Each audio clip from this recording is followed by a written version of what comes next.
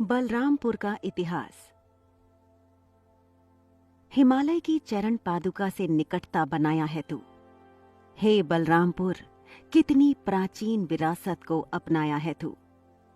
राप्ती के पानी से होता है तेरा वंदन। न जाने कितने महापुरुषों का किया है तू अभिनंदन। तेरी धरा का एक एक पग संवार लूं। मिली है बुद्ध से प्रसिद्धि, तुझे अपने दिल में उतार लूं। उत्तर में हिमालय की शिवालिक पर्वतमाला के निकट तराई क्षेत्र में जनवार क्षत्रिय राजा माधव सिंह ने 570 साल पहले बलरामपुर नगर की स्थापना की थी। देवी पाटन मंडल के इस जिले में अब जो क्षेत्र है वह प्राचीन समय में कोसल और इकौना राज्य का एक हिस्सा हुआ करता था, जो मध्यकालीन युग में मुगल शासन के दौरान अवध सूबे की बहराइच सरकार के अधीन था। लेकिन फरवरी 1856 में ब्रिटिश सरकार के आदेश से यह क्षेत्र अवध शासक के नियंत्रण में आ गया। बाद में अंग्रेज सरकार द्वारा जब गोंडा को बहराइच से अलग किया गया तो बलरामपुर को गोंडा जनपद में शामिल किया गया और इस क्रम में बलरामपुर अपने स्थापना के 547 वर्ष बाद 25 मई 1997 को गोंडा जिले से अलग होकर स्वतंत्र जिले के रूप में अस्तित्व में आया। भारत के उत्तर प्रदेश राज्य का एक उत्तर पूर्वी जिला है। इस जिले का मुख्यालय बलरामपुर में स्थित है। हम जानते हैं कि प्राचीन काल में श्रावस्ती कोसल की राजधानी थी। सहेत अर्थात प्राचीन श्रावस्ती के खंडर, जो लगभग 400 एकड़ के क्षेत्र में चेत के उत्तर दिशा की ओर राप्ती नदी तक फैला हुआ था, महेट का प्राचीन शहर है। महेट में किले का प्रवेश द्वार मिट्टी से बना है, जिसका निर्माण अर्ध चंद्राकार है, जबकि शोभनाथ मंदिर में महान स्तूप बौद्ध परंपरा और बलरामपुर में मठों के इतिहास को दर्शाते हैं। जीतवन मठ देश के सबसे पुराने मठों में से एक, गौतम बुद्ध के पसंदीदा स्थलों में से एक माना जाता है। इसमें 12वीं शताब्दी के शिलालेख हैं और पास में ही पीपल का एक पवित्र वृक्ष भी है, जिसे लेकर ये धारणा व्याप्त है कि यह वृक्ष बोधगया में मूल बोधि वृक्ष के एक पौधे से उगाया गया था। गौतम बुद्ध ने 21 साल इसी पीपल के वृक्ष के नीचे अपना समय बिताया। अंगुलीमाल डाकू की प्रसिद्ध घटना श्रावस्ती के जंगल में हुई, जहां डकैत आम लोगों को लूटते थे और उनकी उंगलियों की माला पहनते थे। उन्हें गौतम बुद्ध ने अपने उपदेश से प्रबुद्ध किया। मध्यकालीन युग में बलरामपुर जिले द्वारा कवर किया गया क्षेत्र मुगल शासन के दौरान अवध सूबे की बहराइच सरकार का एक हिस्सा था।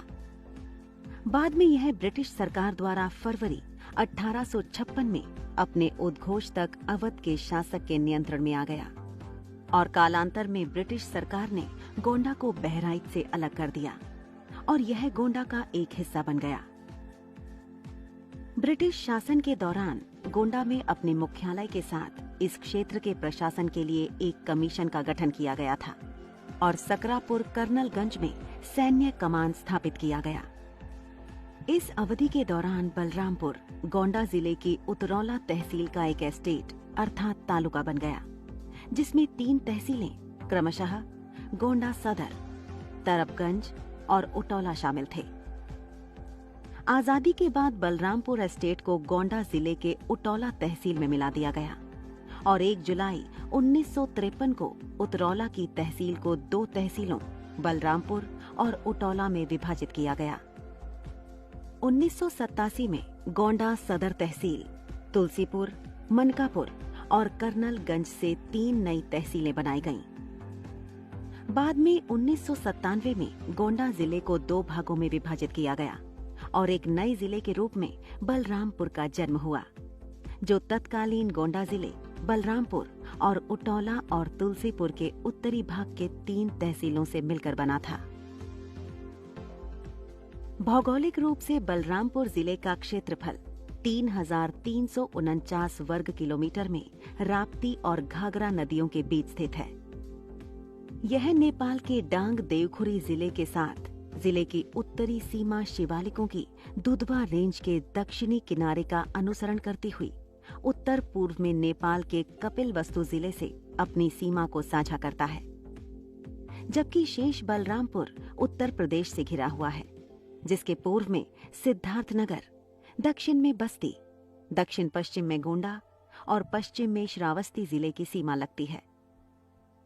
वर्ष 2011 की जनगणना के आंकड़ों के मुताबिक यहाँ की कुल जनसंख्या 21,48,665 है, जिसमें पुरुषों की आबादी 11,14,721 और महिलाओं की आबादी 10,33,944 है। जनसंख्या घनत्व के मामले में यह जिला 662 व्यक्ति प्रति वर्ग किलोमीटर के भूभाग पर समायोजित है और लिंगानुपात के मामले में यह जिला 1000 पुरुषों पर 928 महिलाओं के साथ 49.51% की साक्षरता दर को बनाए हुए है। राजनीतिक व प्रशासनिक दृष्टिकोण से यह जिला बलरामपुर लोकसभा सीट के साथ 4 विधानसभा, 9 विकासखंड, 3 तहसील, 2 नगर पालिका परिषद, 2 नगर पंचायत और 801 ग्राम पंचायत के क्रमबद्ध जाल में बंधा हुआ है, जिसके माध्यम से लोक कल्याण से जुड़े योजनाओं को लक्षित व्यक्ति तक पहुंचाकर सबका साथ, सबका विकास के उद्देश्य को चरितार्थ किया जा सके। आर्थिक क्रियाकलाप की बात करें तो यह जिला कृषि उत्पाद के साथ लघु उद्योगों पर आधारित चीनी मिलों के लिए जाना जाता है, जो देश के सबसे बड़े चीनी विनिर्माण उद्योग में से एक है। पर्यटन के दृष्टिकोण से गाजियाबाद में कुछ धार्मिक स्थान के साथ प्राकृतिक और मनोरंजन के थीम पर आधारित स्थल हैं, जहां सैलानी लोग असीम आनंद की अनुभूति कर सकते हैं। तो आइए ऐसे ही कुछ महत्वपूर्ण स्थलों को जानने का प्रयत्न करते हैं। कोइलाबा, यह बलरामपुर का एक प्रसिद्ध पर्यटन स्थल है। इसमें रोमांच और प्राकृतिक दर्शनीय स्थल शामिल हैं। कोइलाब पूरे राज्य के पर्यटकों को अपनी ओर आकर्षित करता है और यह उन्हें शांत और शुद्ध वातावरण प्रदान करता है। देवी पाटन मंदिर, जिला मुख्यालय से लगभग 27 किलोमीटर दूर तुलसीपुर में बलरामपुर के सबसे प्रसिद्ध मंदिरों व हिंदू पूजा स्थलों में से एक है। इसे देवी पाटन के नाम से जाना जाता है। मंदिर को हिंदू पौराणिक कथाओं के अनुसार देवी दुर्गा के 51 शक्ति पीठों में शामिल होने का गौरव प्राप्त है। ऐसा माना जाता है कि इस आयोजन के दौरान जब भगवान शिव अपनी पत्नी सती की लाश को ले जा रहे थे, तब सती का कंधा यहाँ गिर गया था। भारत और नेपाल के लाखों श्रद्धालु इस स्थान पर साल भर आते हैं।